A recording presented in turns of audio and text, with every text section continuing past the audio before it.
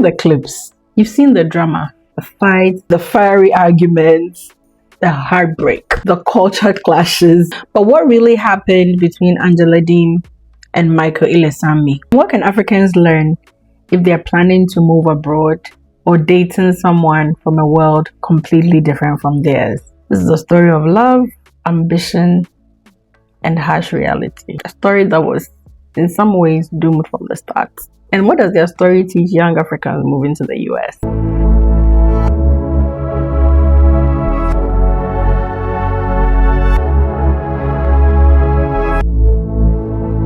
This is a story of love, ambition, and dreams that collided with reality in a way that nobody could fix. It started online in 2017 when Michael and Angela met on an online dating platform. Angela went online seeking companionship.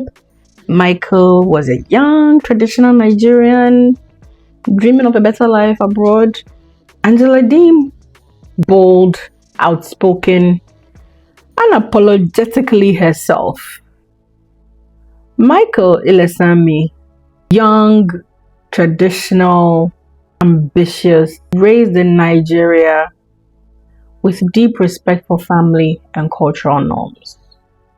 She saw a partner who was willing to follow her and listen to her. He saw a strong woman who commanded respect. But for Michael and many young African men, there was another layer to the story. See, let's call a spade a spade.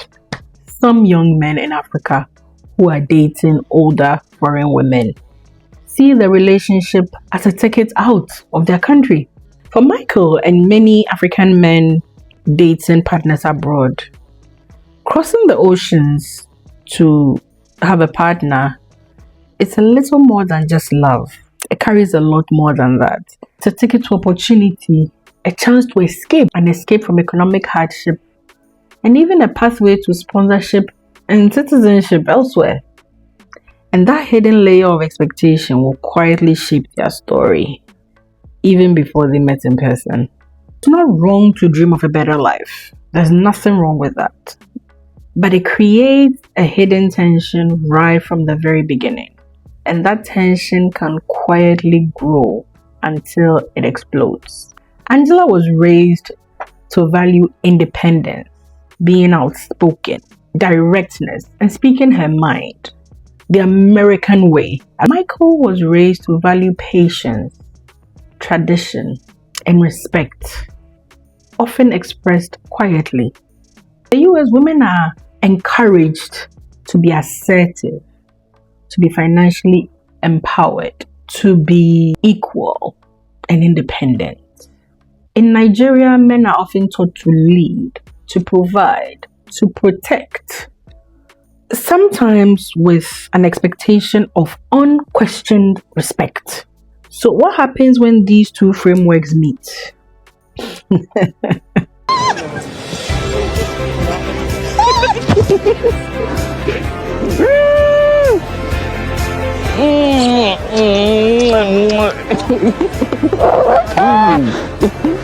You're not short. You're not short. A 52-year-old American woman flies to Nigeria to meet a 30-year-old boyfriend she has never met in person. Many people believe the relationship might be a scam, but she still decides to take the risk. The man is already waiting nervously outside the airport. For him, it is the first time meeting a white woman from the United States. When the woman appears, she does not hesitate and runs straight toward him for a hug, creating a rather exaggerated scene. The man seems a little overwhelmed but still goes along with the moment. However, the first impression does not completely match his expectations. He notices that the woman looks older and heavier than in her photos, while she continues expressing affection in an exaggerated way, making the situation slightly out of control. The two then leave the airport and head to a hotel together. Along the way, the woman shows strong curiosity about the local environment. After arriving at the hotel, she gives him a shirt printed with the name of a US president and insists that he try it on. Although the man appears somewhat reserved, he still changes into it. Their first meeting unfolds in a mix of excitement and awkwardness, but the real test of their relationship is only just beginning. Words meant to be empowering are heard as criticism. Silence, which is meant to be respectful, is interpreted as weakness. Small misunderstandings become blown out arguments. From the very beginning, any observant or right-thinking person could see that their relationship was walking a tightrope. There were warning signs no one could ignore. First of all was the age and power dynamics. There was over 20 years age difference between Angela and Michael. Angela was older, outspoken, and financially independent. Michael was younger, ambitious, but sometimes insecure about his role. Two was the different expectations of marriage. After about 2.5 years of long distance communication, back and forth visits by Angela, they eventually got married in January of 2020, on January 27, 2020. A few months before the COVID pandemic shut down the whole world. They married in a tradition according to Michael's customs.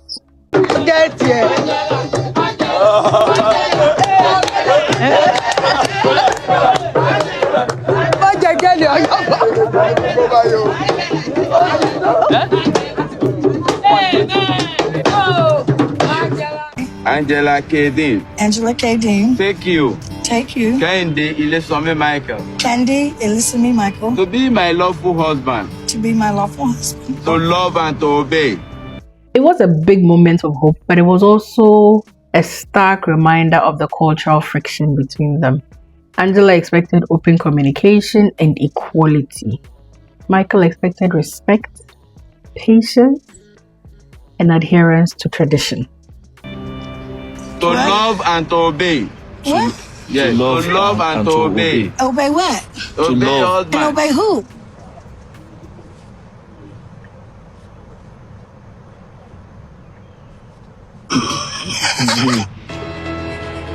To love and obey. Forsaking all other men. Forsaking all other men. Till death do us part. Till death do us part. Amen. I pronounce the two of you as husband and wife. Mr. and Mrs. Kehinde Michael Ilesome, congratulations be on your.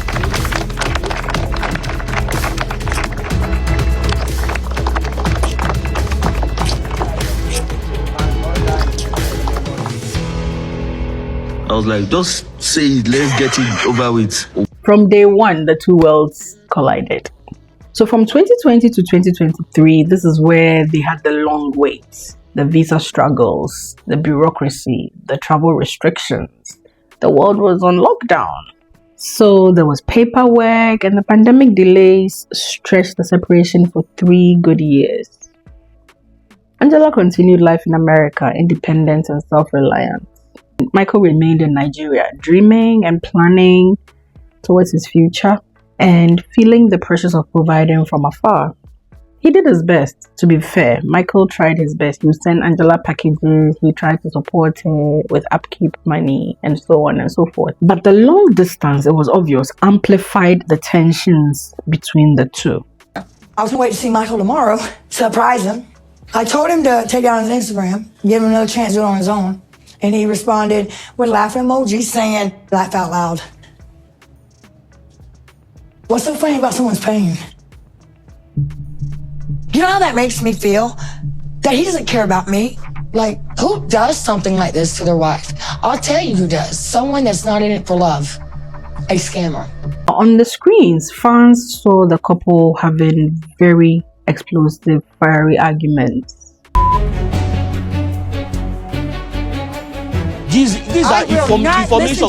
Calm down. Let me Nigeria all the way to here to be made a fool of again.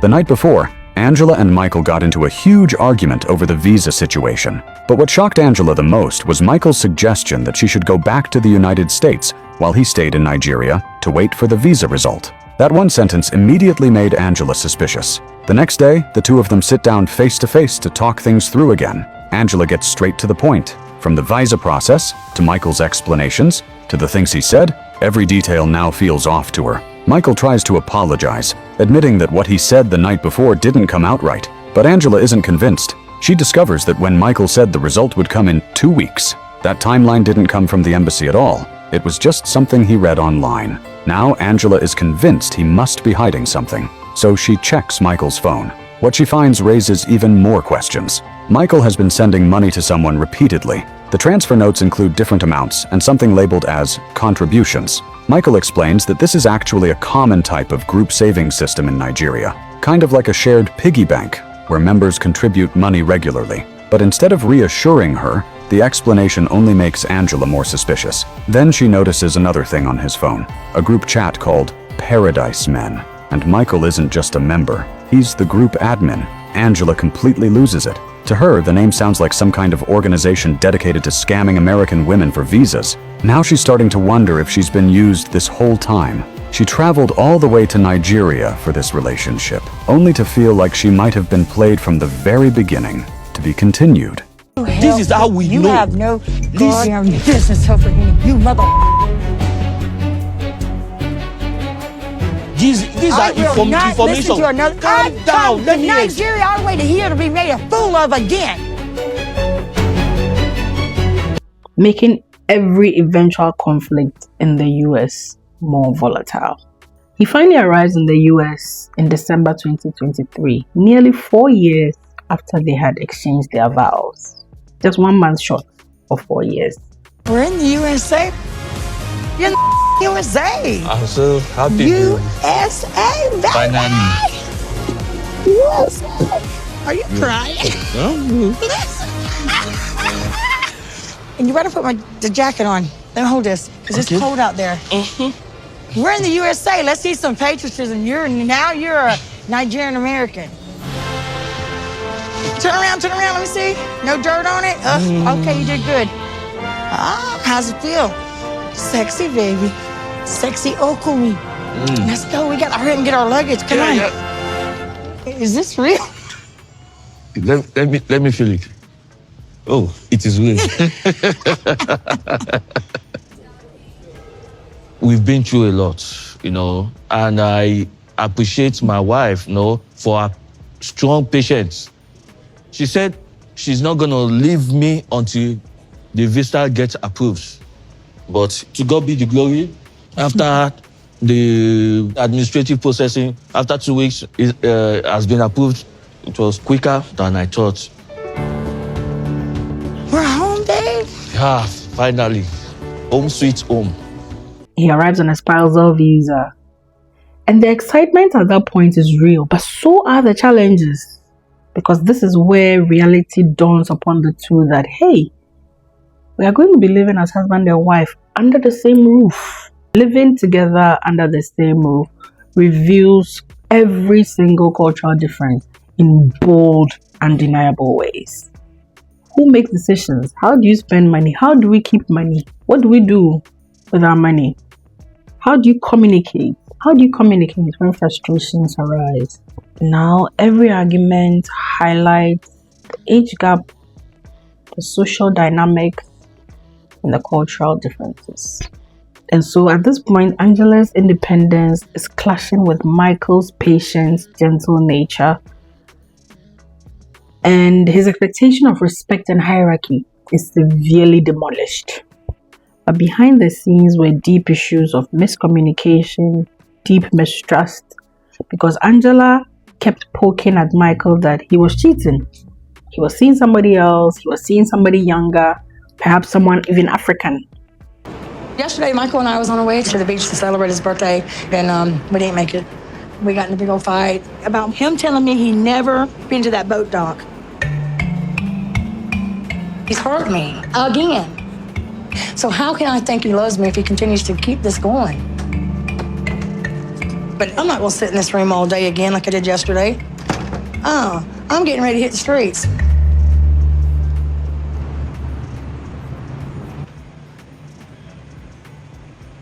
Last night, after I found my clothes in the hallway, I had to sleep in the car overnight. Waking up this morning, I really hope Angela will be ready to talk to me. I understand I lied to her. Well, hopefully she will forgive me. Which were things that she had been warned to expect. Marrying a young, pronouncedly younger man, almost 25 years age gap between the two of you. So here you have Michael, who is struggling to assert his manhood, while at the same time in the face of Angela's assertiveness. So this miscommunication fueled the suspicion and the misunderstandings consistently. And Angela just became frustrated by what she saw to be his passivity and just lack of initiative. Americans like action. Speak up. Speak loudly. Take control of the room. So when they're not seeing that from you, they look at you like, which one be this? What should they do? Men must mount. And let's be honest, age differences, cultural expectations, and outside pressure from cameras and social media do make conflict unavoidable in most cases. It wasn't just a fight here and there, it was just tension from day one. So look closely at the pattern. Culture clash, independence versus tradition, age and power dynamics. She's older and outspoken, he's younger and cautious. Long distance strain. The 3 years apart put a strain on them and intensified unmet expectations.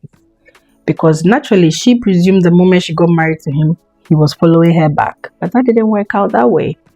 And it was further exacerbated by the COVID pandemic. Don't forget also there were hidden motives. Some immigrants see relationships as a pathway to escape their reality. We've talked about this.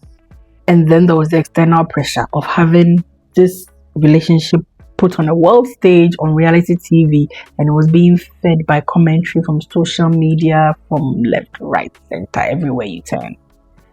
Now here's the takeaway for Africans moving abroad or living abroad, trying to date people outside of their culture. Understand your partner's culture. Very important. Don't take it for granted. Don't presume you're going to make disciples of them of your culture.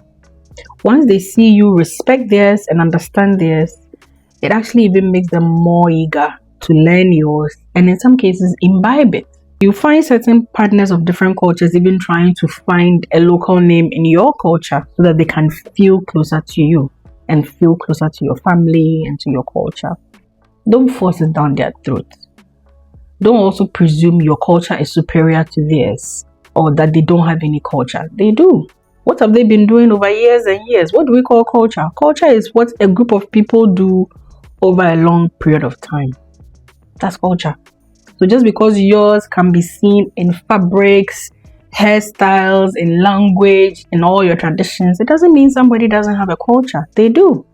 So don't look down on anyone's culture. Try to understand your partner's culture. Do is align your motivation, your motivations and expectations. Simply means be sure you're on the same page. Are the two of you looking for the same things? Are you looking for something the partner is not looking for? Is the partner looking for something you are not? Because for some relationships, when the imbalance is too great, it shows immediately. And this is where the problems start to come up.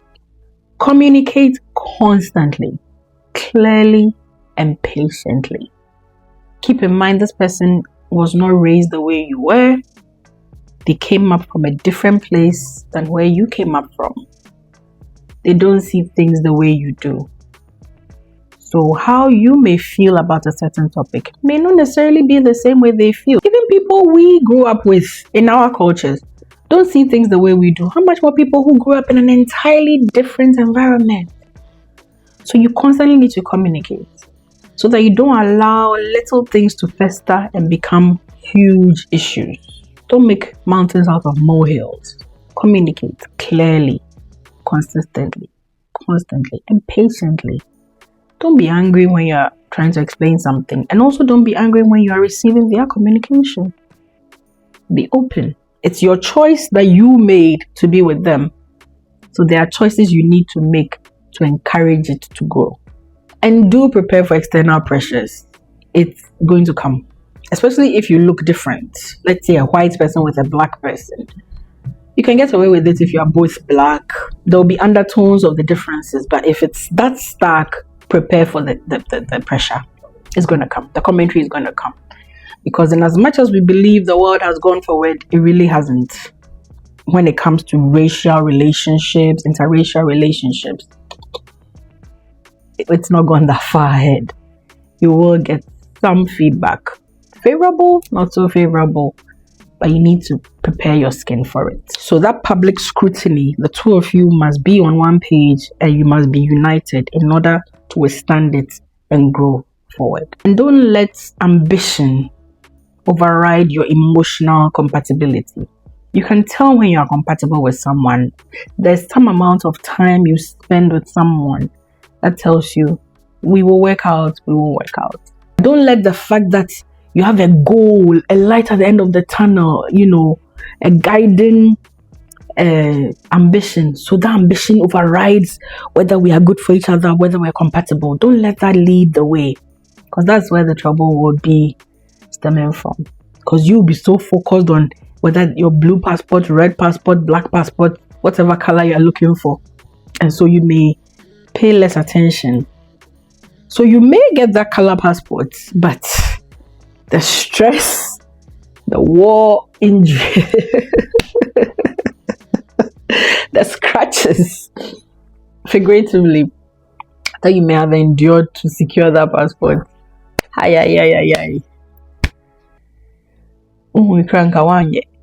As always, we talk about these stories to serve as lessons. Angela and Michael's relationship was not just reality drama. It was a lesson in cross-cultural relationships, albeit more dramatized and more exaggerated. But there were solid lessons to learn from their story. It's a love story that started online and married across continents, and now, through fate or facility, has now ended. Their divorce was granted not too long ago, and Michael was seen online celebrating the end of that chapter for him. Yo, fam. Finally, I'm divorced. This is the paperwork.